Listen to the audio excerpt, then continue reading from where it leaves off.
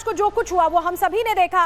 नागपुर हिंसा के आरोपियों की तस्वीरें अब सामने आने लगी हैं। संदिग्धों की ये तस्वीरें शिवाजी चौक के पास की ही हैं जहां पर यह घटना हुई। नागपुर पुलिस की जांच के दायरे में है ये सभी संदिग्ध, सबकी पहचान हो रही है। तस्वीर आप यहां पर देख पा रहे हैं। पुलिस इन सभी संदिग्धों की पहचान कर रही है, तस्वीरों को एक एक करके आइडेंटिफाई कर रही है, पूछताछ चल रही है।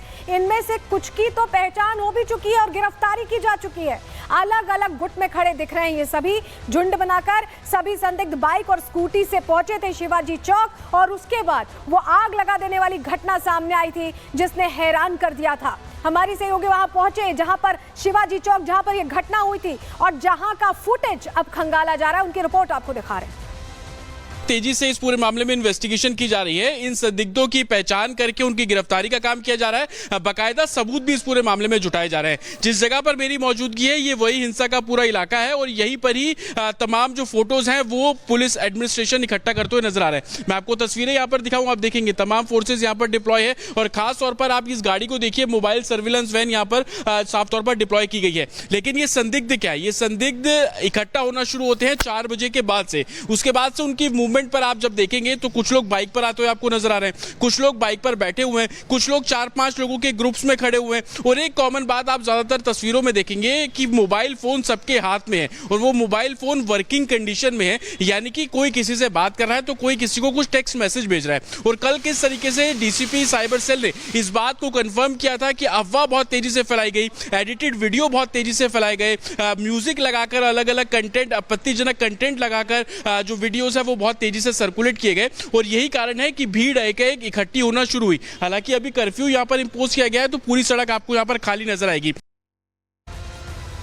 तो अभी भी यहाँ हालात पर निगरानी रखी जा रही। जुमे का दिन था, ऐसे में और निगरानी रखी गई है। लेकिन जो गिरफ्तार आरोपी उनका मेडिकल कराया गया, तस्वीर आपको दिखाते हैं। देखिए, गिरफ्तार आरोपियों का मेडिकल टेस्ट कराया गया है और उसके बाद इनसे पूछताछ लगातार क्योंकि चल रही है और एक एक चेहरे की पहचान यहाँ की जा रही है क्योंकि इनके तार और लोगों से जुड़े हुए हैं। लेकिन आपको बताते हैं कि किस तरह से जितना नुकसान हुआ उतना ही तेजी से अब एक्शन हुआ है। कितना नुकसान हुआ है पहले वो आपको बताएंगे और किस तरह से एक्शन हुआ है, दोनों जानकारियां देते हैं आपको। सबसे पहले बात, कितना नुकसान हुआ इस हिंसा से, कितना ज्यादा नुकसान हुआ है समझिए।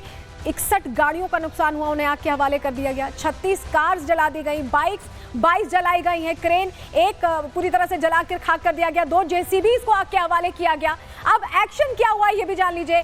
99 लोग अब तक गिरफ्तार किए जा चुके हैं। आंसू गैस के गोले 378 बार छोड़ने पड़े क्योंकि ये काबू में नहीं आ रहे थे।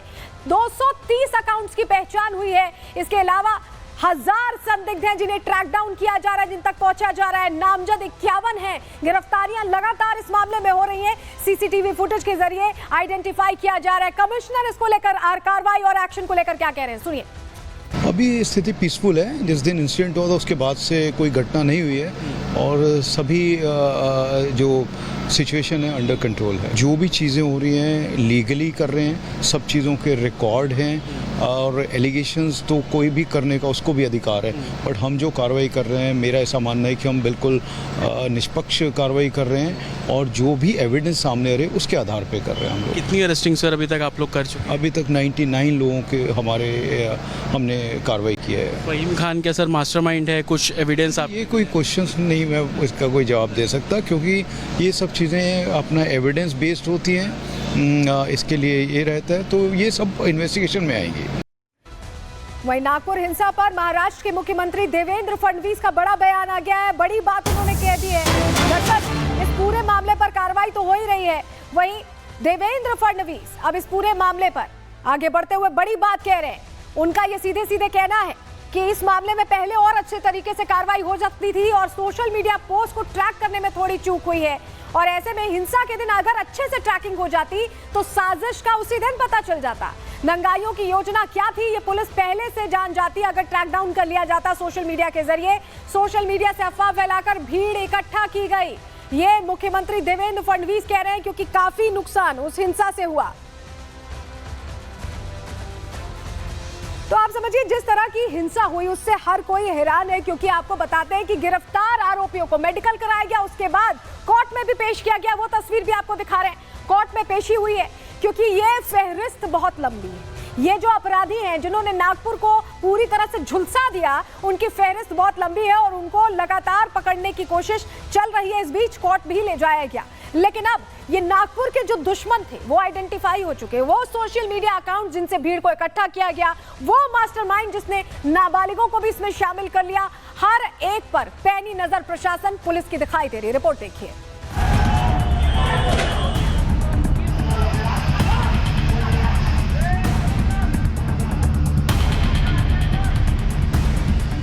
दंगाइयों के चेहरे से उतरा नकाब, देवेंद्र फोर्स करेगी पूरा हिसाब। जो निकले नागपुर के दुश्मन, उन पर हो रहा अब ताबड़तोड़ एक्शन। नागपुर को जिस औरंगजेब गैंग ने जलाने की कोशिश की, जिन उपद्रवियों ने नफरती आग लगाने की कोशिश की, जिन लोगों ने नागपुर में भाईचारे के खिलाफ साजिश रची, जिन दंगाइयों ने घरों में, गाड़ियों में, बाइकों में आग लगाई, जिन पत्थरबाजों ने पुलिस पर पत्थर फेंककर उन्हें घायल किया, जिन बदमाशों ने धारदार हथियार से हमला किया, अब उनके चेहरे से नकाब उतर गया है। सामने आ गए वो चेहरे जो नागपुर के दुश्मन हैं और अब उन पर करारा प्रहार करने की तैयारी है। दरअसल नागपुर में हिंसा के बाद रोज नए नए खुलासे हो रहे हैं। इस मामले में बांग्लादेश कनेक्शन सामने आने के साथ ही इसके हैंडलर और हिंसा को सुलगाने वालों का भी पता लग गया है। सामने आ गया है कि कैसे सुनियोजित तरीके से दंगा भड़काया गया, झूठी अफवाह से सैकड़ों लोगों की जान के साथ खिलवाड़ किया गया, कैसे नागपुर को हिंसा की आग में झोंका गया।